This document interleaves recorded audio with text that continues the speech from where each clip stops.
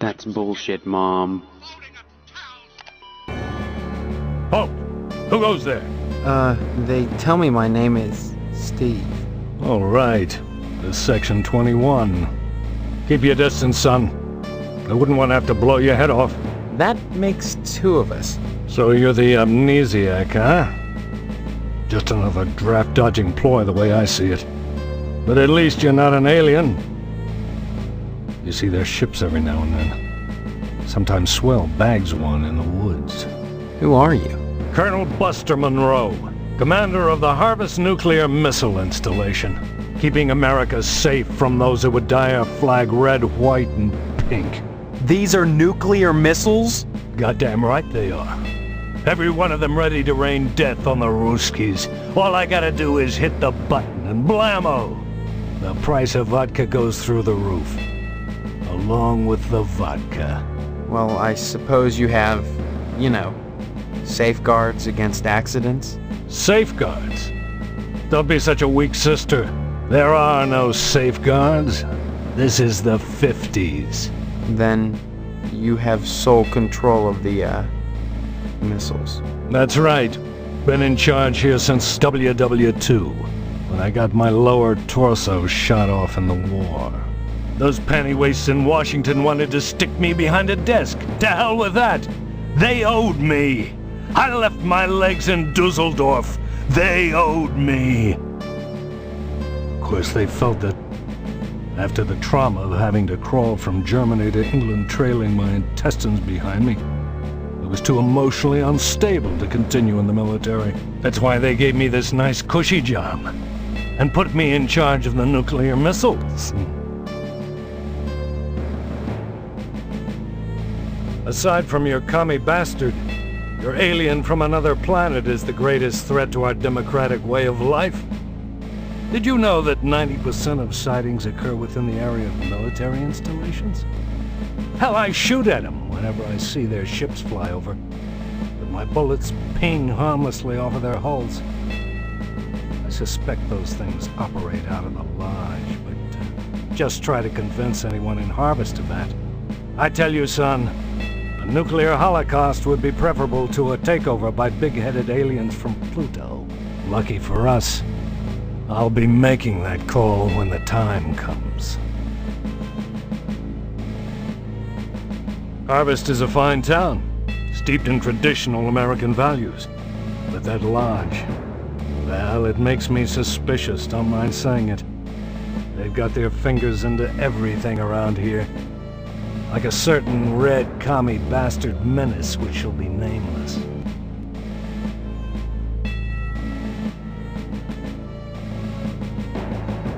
That might work out for the best, mister. I think you should join the lodge, infiltrate it, and report back on any Red sympathizers. Your report could affect my decision on what I've got to do. Frankly, all these questions are making me a little suspicious of you. Maybe you're one of those pink-blooded Americans. Can you give me any reason why I shouldn't shoot you right now? Right, huh? Your average commie bastard is always only too ready to hide behind the Constitution. Real Americans waive their rights for the common good. Would you?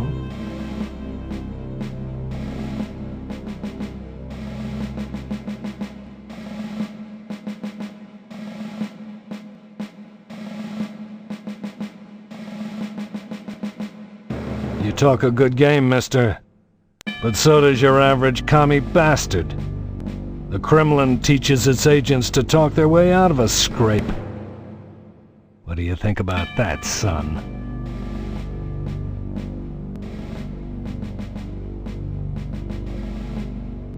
Glad to hear it, son. You had me going there for a minute, asking all those questions about this base. Came this close to getting blown away. As it is, maybe you ought to get out of here before I change my mind.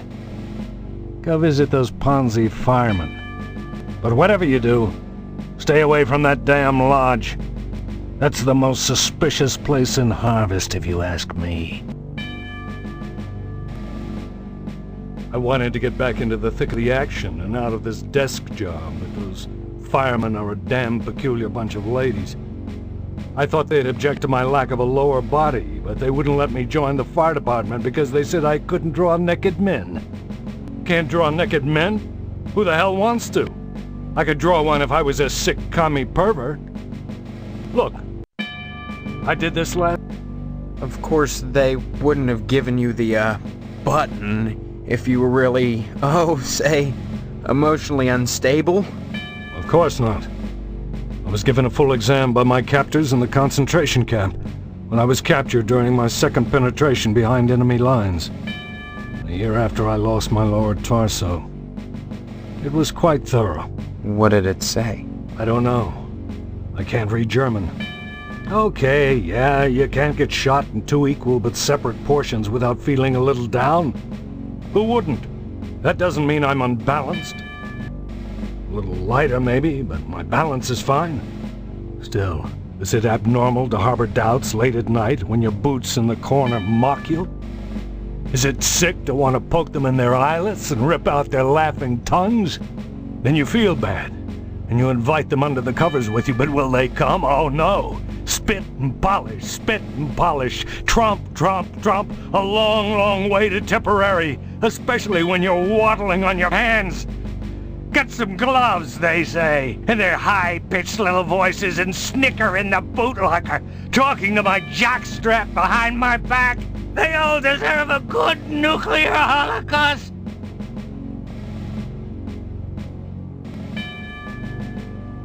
Why are you asking about the button, son? I'm just a little nervous about it. I mean, suppose an accident happens. Don't get your panties in a bunch, mister. The button is perfectly safe.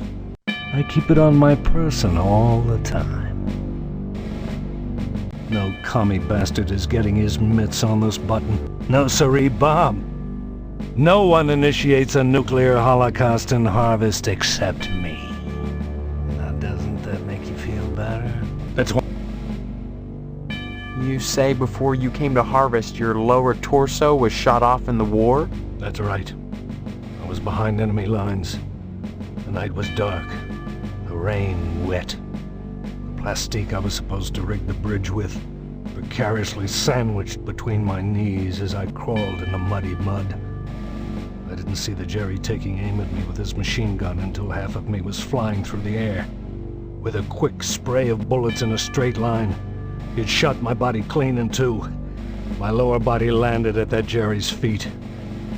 I can still hear him, laughing as I started crawling in the general direction of England, calling behind me in broken English, "Mein Freund, where is your legs? Looky, what have we here? Some legs?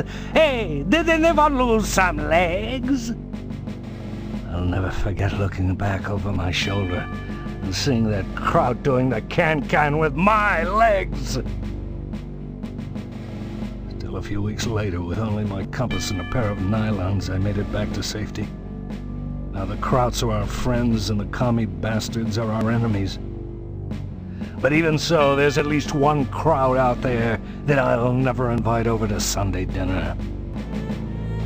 Son, when you've had your body shot in half, you know a thing or two about fear. You learn that when something actually happens, it's never as bad as you imagine it would be. Oh, sure, I can't write my name in the snow. I had to shell out a few simoleons for portable IV drips, colostomy bags, and so on. The pain is hardly what I'd call constant. I have my good days when I pass out completely. We're never asked to endure more than we're capable of handling, mister. Folks would die in a nuclear holocaust, but nobody'd die who wasn't going to die anyway, sooner or later. And the rest of us? Why, we'd take a little R&R at the old radiation bunker, climb out in 2 weeks, and go back to work, refreshed and ready to contribute as productive members of society again. Makes me wonder why I don't just push the button and take me a nice vacation. Can you give me any reason why I shouldn't? You're right, soldier. I'm sorry. Sometimes the intense pain clouds my mind. The kookaburras start whispering to me about the pretty mangoes and the high trees, and I know they can see me. They see all of us. Can't you hear them? Chattering with the llamas behind our backs? They want our cornflakes, but they won't take the milk! Have you lost your mind? You think you can toy with me just because I have no Lord Torso, you damn kid, you? Or maybe you're one of those commie bastards.